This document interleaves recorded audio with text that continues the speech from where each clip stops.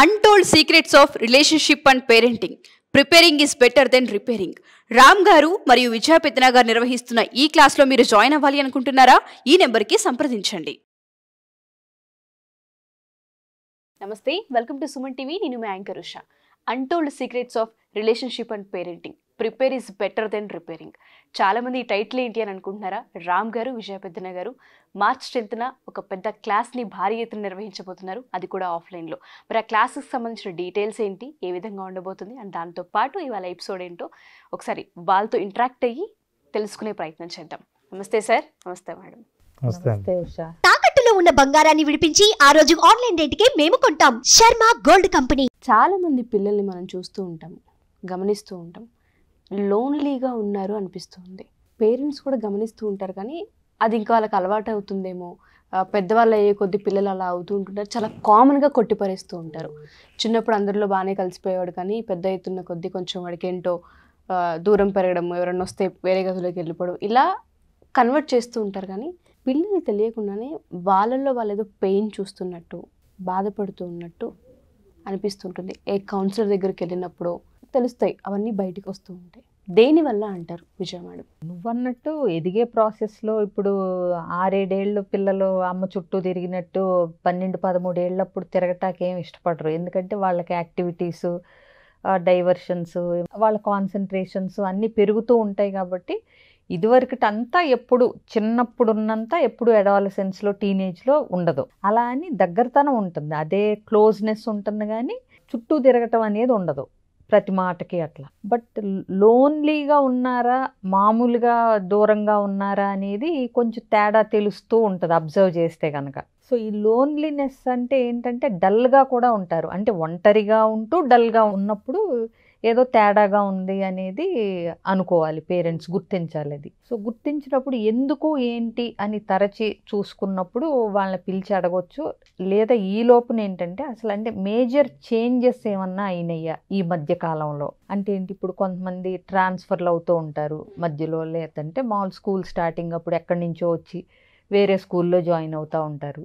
అప్పుడు ఏంటంటే అప్పటిదాకా ఉన్న ఎన్వైర్న్మెంట్, ఊరు, ప్లేసు, ఫ్రెండ్స్ అంతా మారిపోయేసరికి కూడా వీళ్ళు కొంచెం లోన్లీగా ఫీల్ అవుతూ ఉంటారు.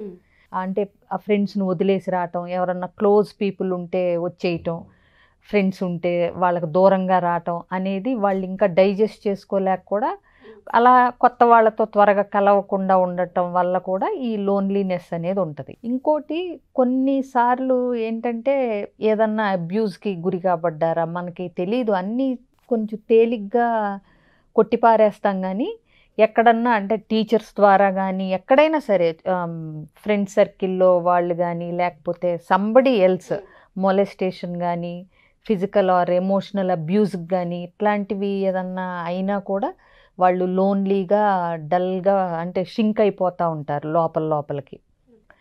ఎస్పెషలీ స్కూల్లో కొన్నిసార్లు బుల్లింగ్ జరుగుతూ ఉంటుంది. ఫైనాన్షియల్ స్టేటస్ డిఫరెన్సెస్ ఉన్నా, కంపారిజన్స్ ఉన్నా, ఇలాంటి వాటి వల్ల గేలి చేయబడినట్టుగా, చులకన చేయబడ్డట్టుగా ఇట్లా ఉంటే కనుక ఆ సెల్ఫ్ ఎస్టీమ్ అంటే ఆత్మవిశ్వాసం దెబ్బతింటం వల్ల కూడా ఆ లోన్లీనెస్, అది ఎవరికి షేర్ చేసుకోవాలో తెలియక, ఇలాంటి కొన్ని సందర్భాల్లో కూడా పిల్లలు అంటే లోన్లీనెస్కి గురవుతూ ఉంటారు. సో మేజర్ చేంజెస్ ఏమన్నా ఈ మధ్యకాలంలో జరిగినాయా అనేది పెద్దలు అంటే ఒకసారి ఆలోచించాలి. లేదంటే కనుక పిల్లల్నే దగ్గర కూర్చోబెట్టుకుని ఏంటమ్మా ఈ మధ్య డల్గా ఉంటున్నావు ఎందుకు అనేది క్వశ్చన్స్ ద్వారా, అంటే వాళ్ళతో కొంచెం టైం స్పెండ్ చేసి వాళ్ళ ద్వారానే చెప్పించగలిగితే ఇంకా ఎగ్జాక్ట్ రీజన్లు కొన్ని వచ్చే అవకాశం ఉంటుంది.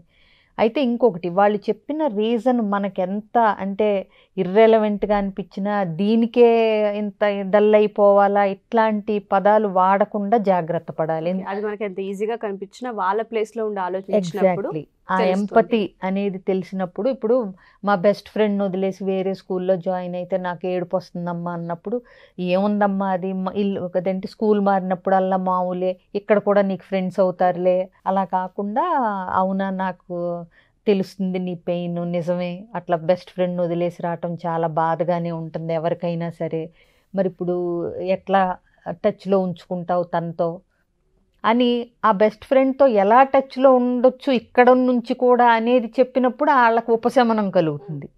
అర్థమైందా? సో ఇట్లా కొన్ని రీజన్స్ ఇవి, వాళ్ళు డల్గా ఉన్నారేమో అనుకోవటానికి. ఎస్పెషలీ ఏదో ఒక మేజర్ చేంజెస్ చిన్న చిన్నవైనా సరే కొంచెం వాళ్ళని గుచ్చుకునేలాగా పెయిన్ఫుల్గా ఉండకపోతే అంత సడన్గా లోన్లీగా అవ్వాల్సిన అవసరం రాదు యాక్చువల్గా.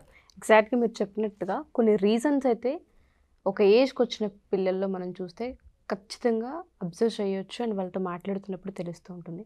రామ్ సార్, చాలాసార్లు మనది పిల్లల విజువలైజేషన్ క్లాసెస్ చేసినప్పుడు కూడా కింద కామెంట్స్ నేను చూసినప్పుడు లైంగిక ఇబ్బందులకు గురైన పిల్లలు, బుల్లింగ్కి గురైన పిల్లలు, ఎగ్జామ్స్లో మార్క్స్ తక్కువ వచ్చాయని ఇన్సల్ట్ చేసిన సందర్భాలు, పేరెంట్స్ కూడా గేలి చేసిన సందర్భాలు, ఇవి నేను చదివిన కామెంట్సే.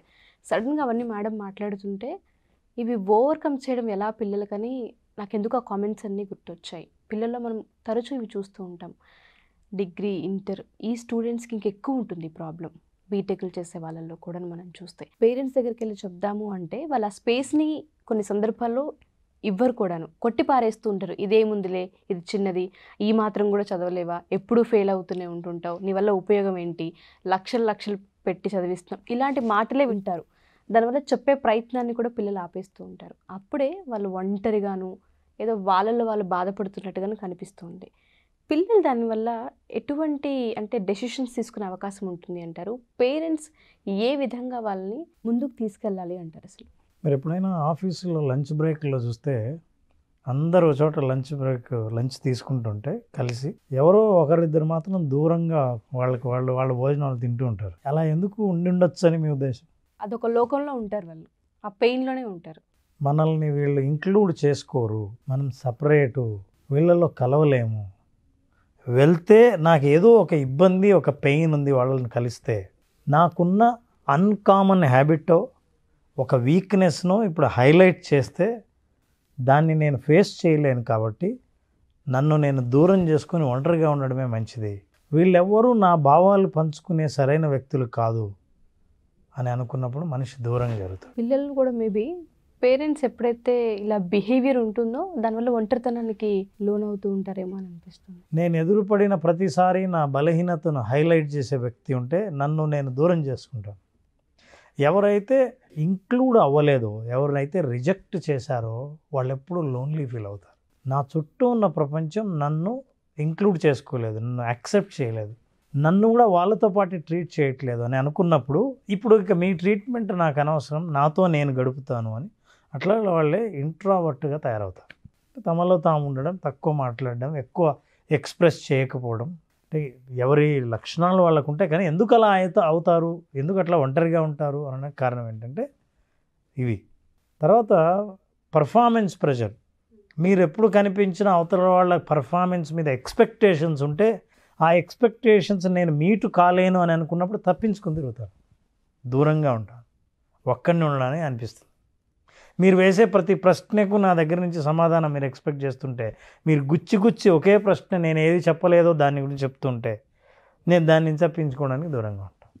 అంటే పిల్లలు కొంచెం పెద్ద అయ్యాక వాళ్ళ థాట్ ప్రాసెస్తో ఎలా వాళ్ళు అలా తయారవుతారు దూరంగా ఉండడం అని. వీళ్ళు టీం వర్క్లో పనికిరారు, లీడర్షిప్ స్థాయికి ఎదగలేరు, ఫాలోయర్గానే ఉండిపోతారు.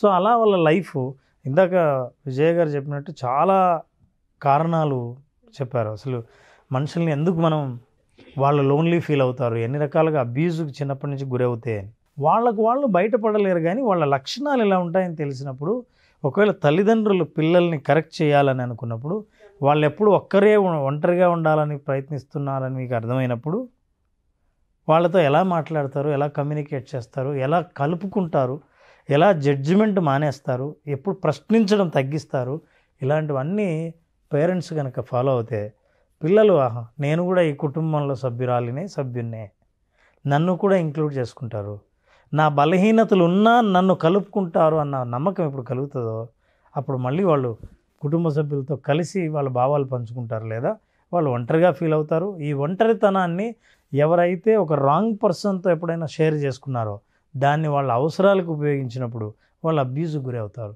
అది ఎమోషనల్ అబ్యూజ్ కావచ్చు, ఫిజికల్ అబ్యూజ్ కావచ్చు, బుల్లీయింగ్ కావచ్చు.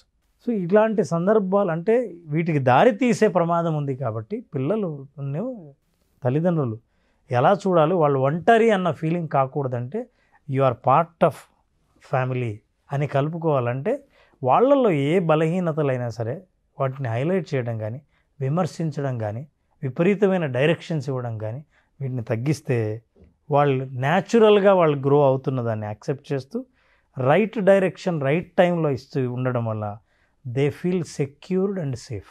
ఇందులో మేజర్ పాత్ర పేరెంట్స్దే ఉందని అనిపిస్తుంది. గమనించాల్సిన అవసరం, కమ్యూనికేట్ చేయాల్సిన అవసరం, మాట్లాడే స్పేస్ క్రియేట్ చేయాల్సిన అవసరం, స్కూల్లో ఏం జరిగిందో తెలుసుకొని అక్కడ ఇబ్బంది పడుతూ ఉంటే సరిచేసే ప్రయత్నం పేరెంట్స్దే చాలా ముఖ్య పాత్ర ఉంటుంది.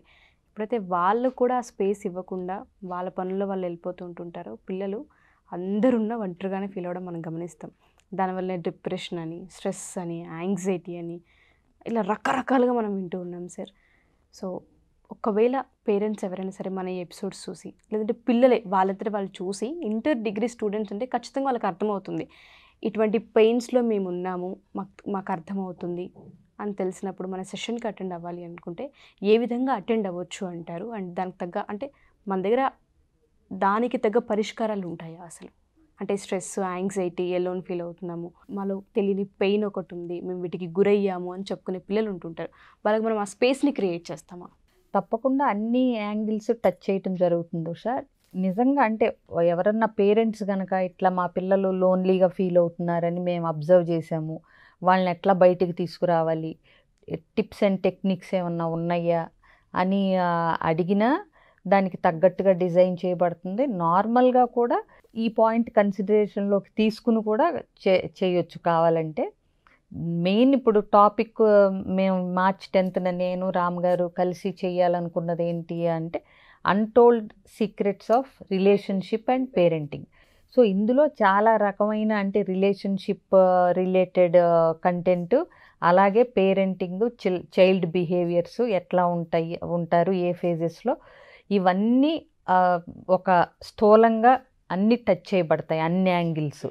సో కాబట్టి పేరెంట్స్ కానీ, ఇండివిజువల్స్ కానీ, కపుల్స్ కానీ, would be couples, would be parents, family ఎవరు వచ్చినా, అట్లాగే అప్కమింగ్ కౌన్సిలర్స్ కూడా అంటే సైకాలజిస్టులు కానీ కౌన్సిలర్స్ కానీ ఎట్లా డీల్ చేయాలి ఇలాంటి కేసెస్ వచ్చినప్పుడు అని కౌన్సిలర్స్ కూడా అటెండ్ అవ్వచ్చు. ఇది అలాగే ఎడ్యుకేషన్ ఫీల్డ్లో ఉండి పిల్లలకు డైరెక్షన్ ఇస్తున్న వాళ్ళు ఎవరైనా సరే ఎడ్యుకేషన్ ఫీల్డ్లో ఉంటే తల్లిదండ్రులతో కూడా టచ్లో ఉంటారు కాబట్టి పిల్లల బిహేవియర్కి సరైన సమాధానం ఇవ్వాలని అనుకునే వాళ్ళు ఎవరైనా అలాంటి వాళ్ళు కూడా అటెండ్ అవ్వచ్చు. ఇదేంటంటే ఒక డ్యామేజ్ తర్వాత మీరు రిపేర్ కోసం పరిగెట్టకెళ్ళాల్సిన అవసరం లేకుండా ఎలా మనం ముందే ప్రిపేర్ అవ్వాలి సో దట్ రిపేర్ చేయాల్సిన అవసరం ఉండదు అని అనుకున్న వాళ్ళు ఎవరైనా సరే, రిలేషన్షిప్ ఇంట్రెస్ట్ ఉన్నవాళ్ళు, పేరెంటింగ్ మీద ఇంట్రెస్ట్ ఉన్నవాళ్ళు, అలాగే వైఫ్ అండ్ హస్బెండ్లో కొంచెం కన్ఫ్యూజన్స్ ఉండి మా రిలేషన్షిప్ ఎలా ఉంది తెలుసుకోవాలనుకుంటున్నాం అనుకున్న వాళ్ళు తప్పకుండా అటెండ్ అవ్వచ్చు. March 10th untold secrets of relationship and parenting, preparing is better than repairing అన్న వర్క్షాప్ని, చాలా ఇంటరాక్టివ్ వర్క్షాప్ని కండక్ట్ చేస్తున్నాం హైదరాబాద్లో. ఈ వర్క్షాప్ అటెండ్ అయ్యే వాళ్ళు ఖచ్చితంగా వాళ్ళ జీవితాన్ని డెఫినెట్గా ఒక మలుపు తిప్పుకోగలరు. వాళ్ళు అనుకున్న డైరెక్షన్కి తీసుకెళ్లే అవకాశాలు అన్నీ ఈ వర్క్షాప్లో ఉంటాయి. Thank you sir. Thank you ma'am. Thank you. So చూసారు కదా, ఈ ఎపిసోడ్ విన్న తర్వాత మీరు కనుక ఈ క్లాస్కి జాయిన్ అవ్వాలి అనుకున్నా, డీటెయిల్స్ తెలుసుకోవాలనుకున్నా, ఎంక్వైరీ చేయాలి అనుకున్నా మీరు ఖచ్చితంగా ఈ క్లాస్కి అటెండ్ అవ్వచ్చు. ఈ క్లాస్ హైదరాబాద్లో నిర్వహించబోతున్నారు. అది కూడా ఫ్యామిలీ మొత్తం అటెండ్ అయ్యే క్లాస్. ఆఫ్లైన్లో మీకున్న డౌట్స్తో పాటు అండ్ ఇక్కడ చాలా విషయాలు మీకు నేర్చుకునే అవకాశం ఉంటుంది. అండ్ దాంతోపాటు మీ ప్రాబ్లంకి తగ్గట్టుగా క్లాస్ ఉంటుందన్న ఎక్స్పెక్టేషన్ చాలామందికి ఉంటుంటుంది. మీరు కనుక ఎంక్వైరీ చేసిన ప్రాసెస్లో మీ ప్రాబ్లం మాకు తెలియజేసినా దానికి తగ్గట్టుగానే క్లాస్ డిజైన్ చేయడం జరుగుతుంది. కాబట్టి క్లాస్కి ఎన్రోల్ అవ్వాలనుకునే వాళ్ళు, డీటెయిల్స్ తెలుసుకోవాలనుకునే వాళ్ళు కింద స్క్రోల్ అవుతున్న కాంటాక్ట్ నెంబర్ని కాంటాక్ట్ చేస్తే మా టీం మీకు పూర్తి వివరాలు అందిస్తారు. Thank you.